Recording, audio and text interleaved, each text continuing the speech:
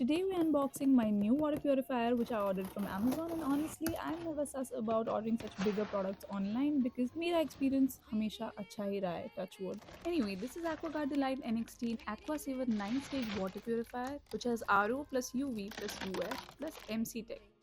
You say that maybe you be thinking of me and try to love me, pretty little baby.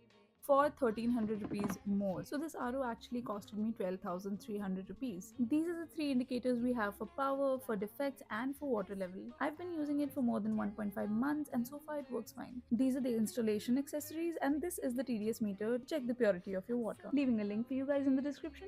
Check it out from there. Bye!